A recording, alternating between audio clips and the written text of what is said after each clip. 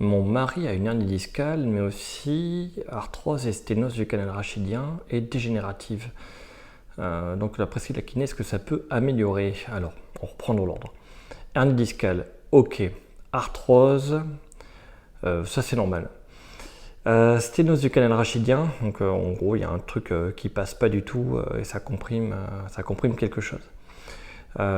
Ok, et dégénératif c'est normal, c'est l'arthrose. Donc c'est une évolution normale de dos qui a une hernie et qui est compressive.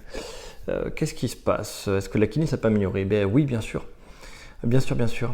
Suite à une hernie discale, il faut savoir que lorsqu'on fait une hernie discale, on se blesse ici et maintenant avec une hernie discale, on a des grosses douleurs dans la jambe. À quel moment est-ce qu'on opère? J'aurais peut-être dû commencer par ça.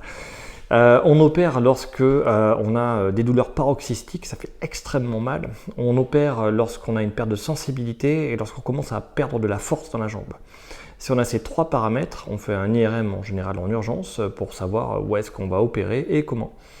Dans tous les autres cas, ce qu'il est conseillé, c'est d'attendre 3 mois. Au bout de 3 mois, avec de la rééducation, on a 80% de chances d'aller mieux. Donc il reste 20% de chances où ça ne va pas. Et sur ces 20% de chances où ça ne va pas, il y a encore 80% de chances d'aller mieux. Pas en 6 mois, mais en 6 mois de plus, 1 an de plus. Et donc il ne reste que 5% des gens, 80% de 20%, voilà, il reste 5%. Donc en gros, ça fait 80% des gens qui vont mieux à 3 mois en faisant de la rééducation tranquillement.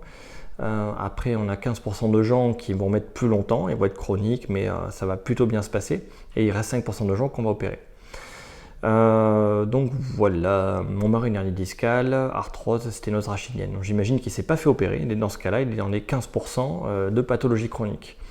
Donc s'il est dans les pathologies chroniques, qu'est-ce qu'il faut faire? Eh bien, ce qu'il faut faire, c'est d'abord des étirements et après du renforcement. Je crois que j'ai fait sur ma série, j'ai fait une série en playlist sur la lombalgie et ça parle aussi un peu de pathologie chronique. Et il faudra qu'il fasse ses étirements. Donc l'étirement en rotation du dos en premier, l'exercice du cobra en deuxième, en troisième des flexions en avant. Je crois que je l'ai montré plus ou moins avec du poids. Pour commencer sans les poids. Et après, une fois qu'il retrouve de la mobilité, c'est là où il faut faire du renforcement. Donc il faut renforcer pour que ce soit plus solide. Le dos soit plus solide et que plus tu as de muscles, plus ça tient, et plus ça tient, moins ça écrase ce qu'il y a dans le canal rachidien. Donc la sténose, c'est un écrasement d'un truc dans le dos. Et ce que tu dois savoir, c'est que moins tu as de muscles, plus ça écrase. Et plus tu es raide, et plus ça écrase. Donc il faut être souple et musclé. Il y a quand même une astuce sur la sténose, c'est que lorsque tu prends une position de syphose, j'essaie de montrer là, je ne suis pas bien positionné, mais j'essaie de montrer comme ça peut-être. Donc, tu vois, si je suis en syphose penché en avant, là je suis en lordose dos creusé, je ne sais pas si on voit bien, et là je suis en syphose penché en avant.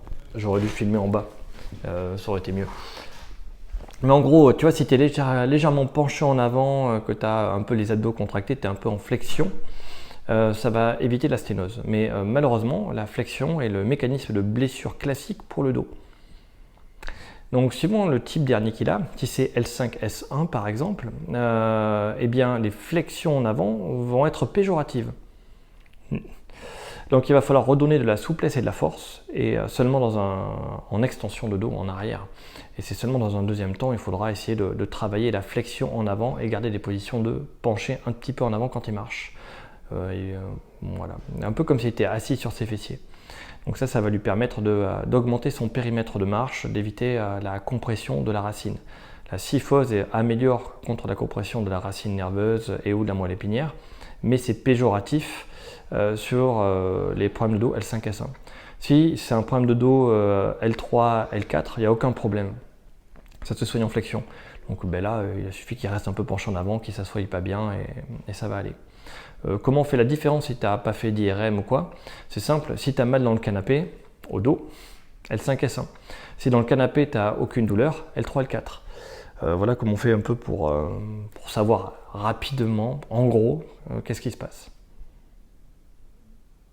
Donc pour répondre à ta question, oui, la kiné peut améliorer, mais c'est un peu spécifique, il faut trouver le professionnel qui sait faire. Voilà.